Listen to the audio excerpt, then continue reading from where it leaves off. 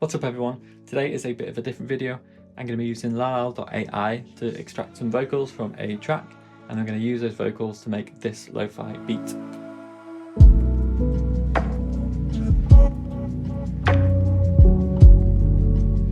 So the backstory behind this was I was approached by Lalal.ai a few weeks ago as they wanted to sponsor one of my videos so I could demonstrate their tool. It's basically an online tool that lets you separate stems from a track, so you can upload your file on there and you can bounce the acapella, the drums, instrumentals, etc. using their online AI. And it's all done online, don't need any software downloaded at all. And I thought this would be a really great way to practice chopping up vocals and using them to make some interesting sounds. When I started music production, that's sort of what I did. I was downloading R&B vocals and making electronic music from them. So I thought it'd be really fun to do that with a Bon Iver sample in a lo-fi beat, something that I've been wanting to do for a little while. So I'm just going to break down the beat that I made in full, everything that went into it, and how to use the tool online. But quickly before I do, you might be wondering why you want to do this. Obviously, I'm not going to get the clearance for a Bon Iver sample, so I can't be posting it on things like Spotify, Apple Music, etc. and gaining royalties from that, because that would be illegally stealing the sample. But it's worth noting that things like lo-fi remixes can be pretty beneficial in other ways. Firstly, you could be chopping the sample up to obscurity to the point where no one's ever really going to recognize it, and then you probably get away with uploading it on things like Spotify in that case. But it's still not a legal thing to do. You're still effectively stealing the sample, but without being able to monetize the track, it's still pretty beneficial and can bring in revenue in other ways. Making lo-fi remixes of popular songs can be a great way to bring in new audiences. If you're posting a self-made beat, it's not necessarily going to have a lot of SEO traffic, but if you're posting a lo-fi cover on YouTube or SoundCloud, even though it might be demonetized, you're still going to get the traffic coming to your account, and they might through there find your own music. You can look at artists in the lo-fi scene such as Eldre, who's made a lot of different lo-fi remixes of popular theme songs and tracks, and it's brought him a huge amount of success doing that. But yeah, I'm just going to go over the tool first and then I'll break down the beat. So this is what Lalal.ai looks like when you first open the page. You can just drag and drop your vocal in here and it'll process it and do the rest for you. You basically get about 10 minutes of free audio time for first users. So if you're using it for full tracks, 2 or 3 tracks, or if you're just using it for snippets, you'll get a little bit more out of it. Then after that, you've got to start paying for then after that, it'll start charging you for extra minutes used, but it's a really cost efficient way to do this sort of thing. So the plans are here. If you pay $10 for the light pack, you'll get another 90 minutes of upload time and 2 gig file size. So you can upload really high quality audio, which will give you high quality audio back. And then if you can use it a lot more, there's $20 packet as well. But yeah, it's a really great quality tool. There's no other way of doing this. It's such a cost efficient way. There are VSTs that do similar things, but in my experience, often not quite as well. And you've got to put the upfront cost of getting the VST. So generally this will be a cheaper way of doing it, especially if you're just doing a few tracks, then you can do it for free. So this is how you use it. I'll take my file and drop it in here. Next, it's going to queue it up for processing, upload to file, and we'll go on to the next stage. So next you can pick what stems you actually want to export. You can export the drums, electric guitar, piano, or in this case, I'm going to export the vocal and the instrumental. So I've clicked on vocal and instrumental, create the previews, and here we've got a quick preview of the audio file. So I can just press play and listen to it like that. But what I'm going to do is click free, process the entire file, and then I'll drop my email address in here as well. Then click next, and it's going to process it and let me know when it's ready to download, which is not long at all. And then I can download it through that as well. So now I'm going to move on to the beat that I made with it and how I processed the vocal in there and what instruments I layered in with it too. So this is the project file. So I'm just going to break it down track by track to show you how it evolved. I'll also play the mastered version of this full track at the end of the video as well, in case you want to have a listen to that first. But otherwise, here is the first track. So first off, we've just got some atmosphere, some coffee atmosphere from my last sample pack. So this is just a coffee app shop field recording, layered in with some just pure vinyl noise. So all in all, it just gives this little subtle texture of Foley in the background, as and when it happens, and a bit of texture to the track. So that's that. And then I'll start off with the first element that I recorded, which is this piano. This consists of 2 different layers. One is the noir, which is the bassy low end and the core of the track. The second is the imaginary piano, which I've just cut off all the low end. I'm just using that to add a bit of sort of high-end sparkle to the piano. So I've just recorded some cinematic arpeggiated chords. I've got 2 chords that come in here and repeat, and then again it goes on to another 2 chords that come in and repeat. So the way I recorded this was I took the Noir, and I pitched it down 6 semitones. And what this does, if you pitch it down in Kontakt, is it pitches down each individual sample. So the result is a much sort of darker, more moody sound. So what I mean by this is the pitched down sample. This is the same thing, but just played lower down on the keyboard and at the normal pitch.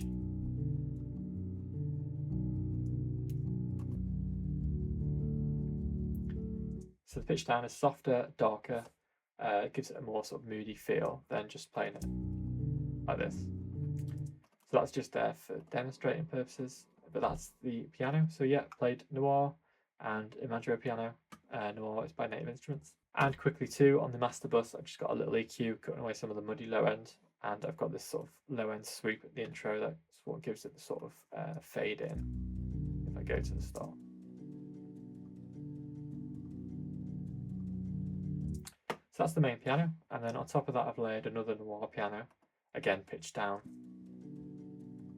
So while this progression loops 4 times, the top layer melody changes, which sort of gives it a more evolving feel. It doesn't get too repetitive.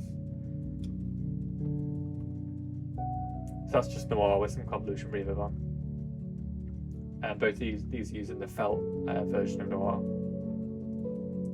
And then from there, I layered in the acapella. And I was actually writing the chords initially to the acapella. So I took the full acapella, pitched it down 4 semitones, made it sure it was in the complex warp mode, and then I wrote the chord progression to fit it. So then when it came time to chopping up the acapella, it just fit the chord progression naturally anyway. So then I went through and picked out some sort of vocal riffs that I liked throughout the track, chopped them up, and this is what we've got basically. So this first channel is the sort of clean channel. So I've just got some convolution reverb on there, some filter delay that comes in and out, saturation, and occasionally a filter that comes in as well. So initially I've just got filter delay on with some of the sounds that I liked from the acapella in the context.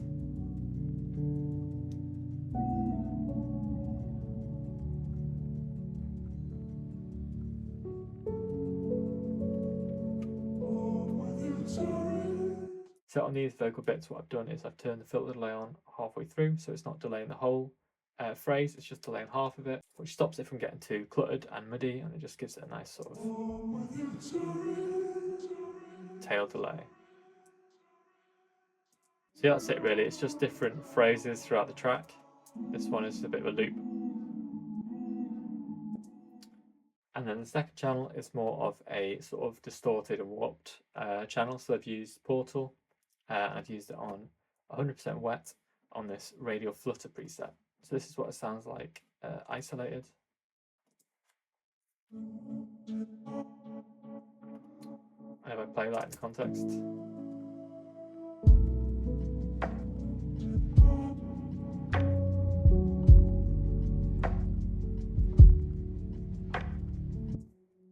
So I thought that came out really nicely. The thing I love about working with acapellas like this is you can throw these crazy effects on there, just experiment until something sticks. So that is the vocal side of it from the acapellas. And then on top of the vocals, I've also got this group, which is adding some more ambient vocal textures and some more string sounds and a flute sound in there as well. So this first patch is a flute sound from the Oliver Patrice Pool project, really cool VST that I would recommend checking out.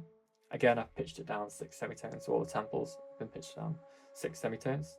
It's got some reverb and a swooping also cut on there as well.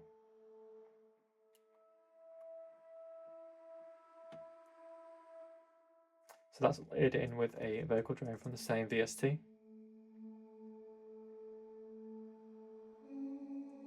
Again, this one's just pitched down with nothing on it. And then later on, I've also got this sort of choppy string sound.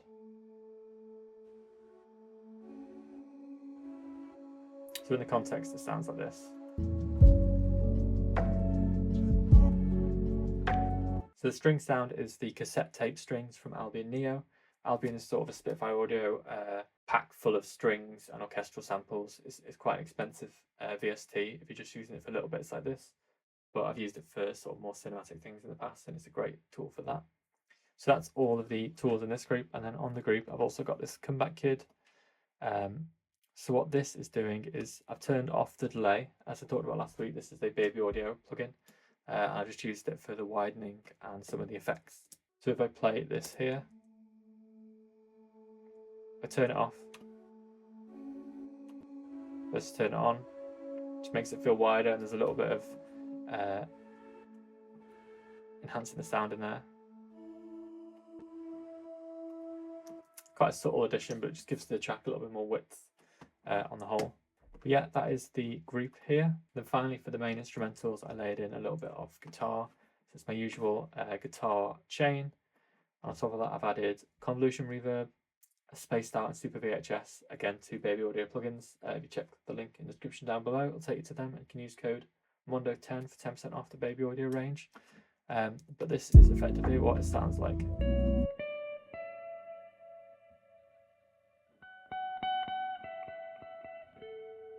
There's a super ambient and saturated sound.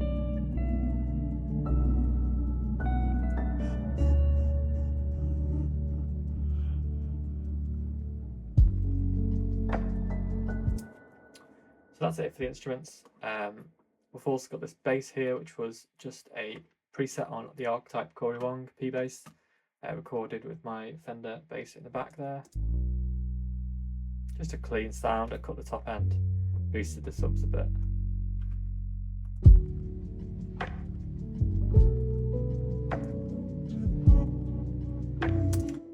So now I'll move on to the drum sounds. Start off with a kick, just a basic sort of thumpy sub kick, and then in terms of the actual drums, what I've laid in firstly is this is a sample from the instrumental version of Rosalind. It's just, if you know the song at the start, they've got a sort of percussive guitar strum. I just looped it, and you can sort of hear it in the context, and it sounds quite nice, just giving it a little bit more depth to the drums. So these drums are actually really simple. Usually I'd go a little bit more complicated, but sometimes just having that minimal feel and alluding to a more complex sound works really well. So next up is this hi-hat pattern. And all that is I've taken the brush and just like tapped it on something and recorded it during the process. I've been doing that quite a lot recently, just to add a bit more flavour to the drums. And then next up is the percussive snare vibe. As usual, I've laid a few different sort of like wooden percussive feeling snares together. Not much else to say on that really. A bit of a high cut and some reverb on there. Next up, I've got this clock sound, which I've used in a few tracks before. It's one of those things that you might not notice when you're listening, but it is present and it is adding a little bit more depth to the drums as well. And then finally, a hi-hat loop, which I bounced from a different project I was working on and slowed it right down. If you listen to it on its own, you can hear how it's being sort of warped and slowed down, but in the context of the track, it works quite nicely.